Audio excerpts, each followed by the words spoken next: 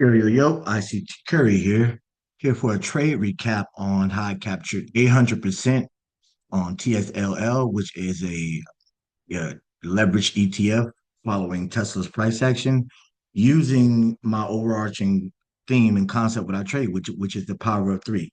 Now, if you're not familiar with the power of three, it is simply a three phases of price action that always occurs in the market, no matter if you're looking at yearly, monthly, quarterly, weekly, daily, session, 4 hour, 1 hour, um, any time frame, this framework is going to be applicable, right? So, what is the power of three?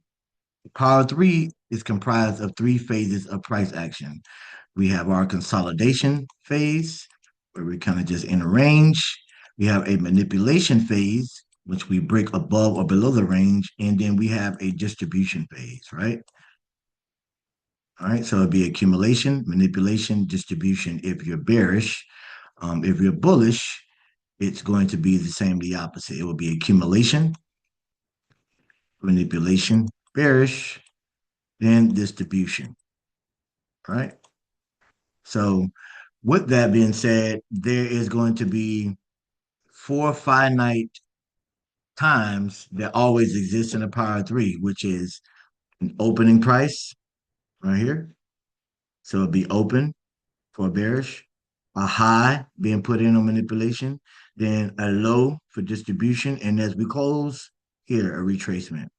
Same with the bullish power three. We're gonna have an opening price, a low, a high, and a close, right?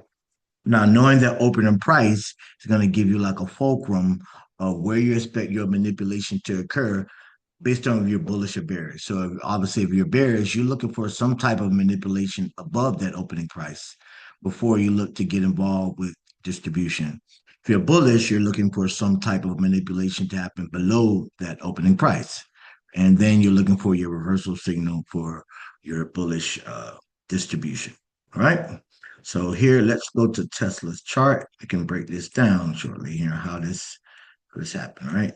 So based on a higher time frame, you always have to have a higher time frame point of view and narrative of where you expect price to go. So you know which direction you can anticipate your power of three to play out.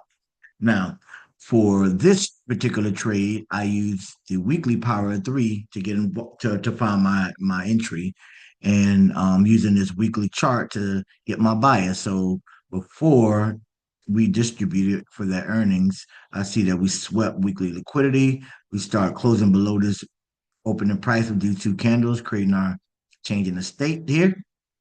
So I was anticipating bearish distribution, right? So we go to our 4 hour chart. We usually always get a higher time frame narrative. This weekly power three is actually my favorite power three to trade. You get a setup every week.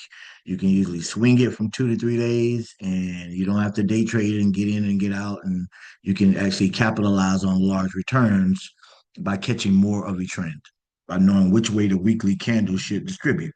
So I was anticipating bearish distribution for this weekly candle on Tesla, right? And we had earnings last week, which with the way I use earnings is I'm not necessarily focused so much on what they're saying, if the earnings is good or bad. I'm looking for what aligns with current price narrative and which way that are we going to manipulate or distribute. So the earnings report is like gas to an already established price narrative.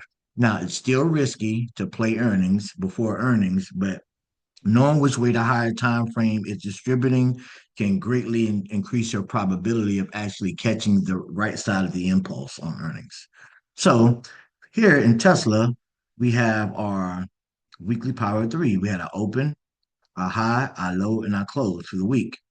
So our weekly open, our true open for the week happens Monday at 6 p. So if I'm bearish, I'm always looking for manipulation to occur above that opening price for the most part. Sometimes if we're heavily bullish or bearish, price will just run. But I'm looking for a manipulation above if I'm bearish or below if I'm bullish. And I'm looking to hit a certain key level. For in this case, we have a order block here and a fair value gap, which we actually rejected off of. So we have Monday, then we accumulated Tuesday, and we had our manipulation above that true open, hit our 4 hour order block, right? And for the next day, Wednesday, which actually our earnings happen after market there. Um, I think this is a little off here. Let me.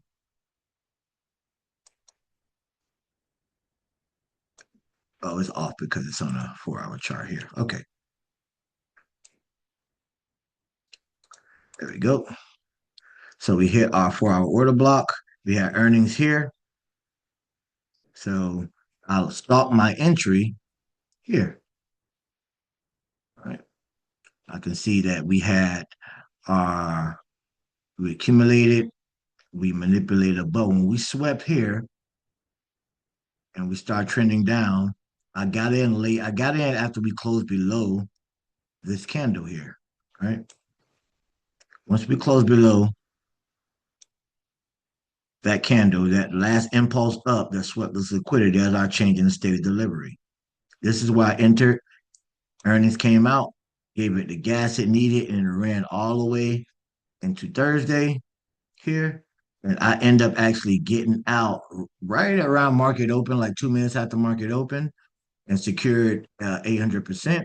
And I re-entered and caught another 200%, right, for this drop. Now, I did not trade Tesla because the premiums on the option contracts were very elevated because of the implied volatility, obviously.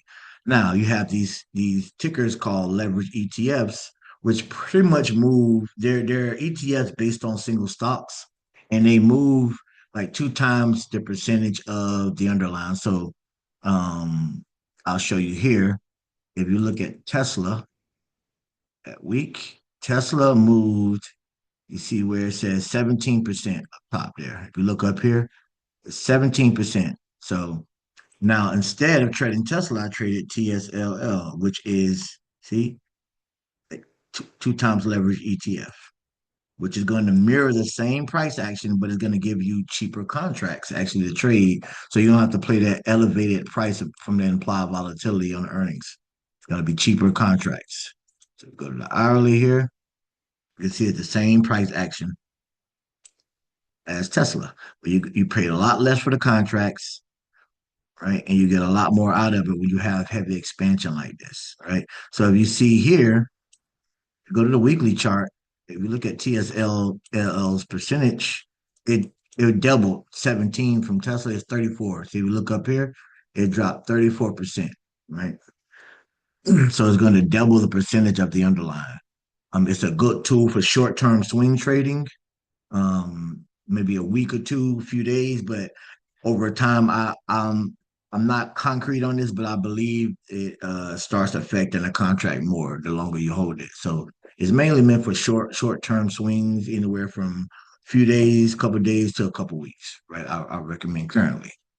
All right. So that is how I use the weekly power three combined with earnings to get weekly distribution, right? So I'll show you again on how it would happen. You can see we had our Monday, our accumulation, our true open, Monday at 6p. We manipulated above it. We had our reversal signal and we had bearish distribution. So open, right? We made an opening, we made a high here. Even though it's inside there, we opened, we made a high from the opening price, made a low, and we closed, right? So that is our weekly power of three. Um, that is how it plays out here, right there. And that's how you can use this concept. It's used on a daily, used on a monthly, but my favorite, like I said, is the weekly, and you can get big expansions for big percentage returns on your options trades. All right, that's it for this one. Talk to you soon.